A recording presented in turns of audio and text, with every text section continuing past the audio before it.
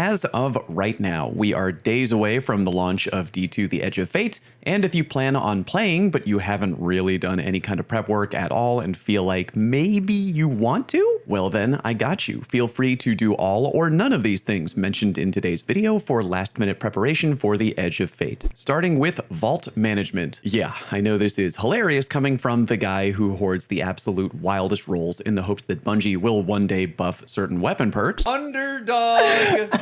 Unrelenting. But besides that, it still is a good idea to keep a proper tidy shop because we are going to be getting new weapons. And quick heads up, even if you've heard the news that new weapons in the Edge of Fate can receive up to a 10% outgoing damage buff, yeah, it is down to 10% from the 15% we were shown earlier in the month. That doesn't mean that old gear is now, quote, worthless and that you should delete your entire vault. I've actually already made a video going over certain weapons I think will go hard in the Edge of Fate, basically the top of the meta weapons right now, but the fact of the matter is a lot of weapons and perks will still be viable in the Edge of Fate, even if they don't get the outgoing damage buff. Therefore, don't go into your vault with the mindset of nuking the entire thing. That would genuinely be crazy. But that being said, you do want to make some room for the new gear you're going to be getting. I'd say to try to really try to cut down your vault by around 100 slots, give or take. Yeah, 100 is a big number, but remember that your vault can hold up to 700 things, and even though a lot of gear will still be viable, there's genuinely no way you need all 700 things you currently have in your vault. There's just no way. Here's a very short checklist of things you should be on the lookout to delete. Duplicates, because you don't need 10 of the same gun. Maybe try to boil it down to one PvE role and one PvP role that you like. Craftable weapons that you haven't used in a while, because if you haven't used them in forever, then who cares? And if you get the itch to use it again, which you probably won't, you can just recraft it. Any weapons you've literally never used, because if you didn't use them before now, you probably won't. And any exotics that you don't use very frequently, because if you need them, you can just re-pull them from collections. Next up, go get some easy endgame materials. You don't have to go crazy, you'll be fine either way. You don't have to completely max out every endgame material, but it couldn't hurt to grab some extra endgame mats to make things easier for you when the Edge of Fate begins. I'll give a quick rundown of each material you should probably try to get and how you can get them. Ascendant shards can be farmed a number of ways, so go ahead and take your pick. You can grind Grandmaster Nightfalls with a team if you like, and remember, if you don't have the Conqueror title gilded, you can pick the GM Nightfall selector node and choose from the following list. I recommend running Insight Terminus Incredibly Fast GM Nightfall. You can also take the PvP route if you're confident in yourself and play Trials. If you manage to go to the Lighthouse via your Lighthouse passage, then depending on your longest weekly win streak, you'll have a chance at getting Ascendant shards to drop on additional wins, provided you didn't reset your card. Even if you go to the Lighthouse on just a 1 win streak, it still puts you at a 15% chance of getting an Ascendant shard to drop on future wins if you don't reset your card. Don't forget that we also still have access to the Tome of Want, and you can easily get additional shards from the Amorphous Scripture Ultimate Power Scripture. You can also get Ascendant alloys from doing this, and that brings us to Ascendant Alloy. Alloys can be farmed a few ways. You can run the Wellspring activity on Master, which IMO is pretty easy these days, or you can run the Arena Breach executable activity on Expert, and again, the Tome of Want via the Ultimate Power Scripture. Enhancement Prisms are next, and they're relatively easy to acquire. They can drop at the end of Grandmaster Nightfall, so if you're already doing that to farm Ascendant shards, you'll probably be grinding both of them together on the regular, which is nice. Also, don't forget to go into your Ghost Shell and slap on a Prism Harvest mod so you get more to drop when you're out there farming. Also, like Ascendant shards, you can get them very easily if you're good at PvP and enjoy playing Trials. Basically, if you're farming Ascendant shards, you'll probably also inadvertently be farming prisms too, so either take the PvE or PvP method, up to you. Finally, we have exotic ciphers, which are a little bit more difficult to come by. You can get them from resetting your Cryptarch rank, but you gotta be careful about that. I will explain why shortly, don't worry. Xur also offers the Xenealogy quest, which is something you can do each week, and completing that gives you a cipher, GGEZ. But here is a very sneaky way of getting more exotic ciphers and a whole bunch of other stuff. It's something I've gone over on the channel before and something I hardcore recommend you look into. It's called Season Pass Pass. If you don't know what that is, here, check it out. You know how in-game we have a season pass and you can pull a bunch of stuff from it? Well, what happens if you forget to claim everything in the season pass and a new season arrives? All that old stuff you missed out on is gone forever, right? Wrong arena. know, if you go to the previous season's reward page on Bungie.net, which I'll link down in the pinned comment, you can actually claim stuff from the last season pass if you forgot to claim it when it was live. Unfortunately, Bungie.net only allows you to go back in time one season, so as of right now, we can only claim stuff from episode Revenant. However, the D2 community is filled with very smart and driven people, and they created an extension called Season Pass Pass. It can only be used on Firefox, but if you get it set up, you can literally pull unclaimed rewards from many seasons ago. I'm talking like way back. Get yourself hooked up with Season Pass Pass, hashtag not an ad, just a really big fan, and claim anything you might have forgotten to pick up way back in the day. Ascendant Shards, Exotic Ciphers, Enhancement Cores, and especially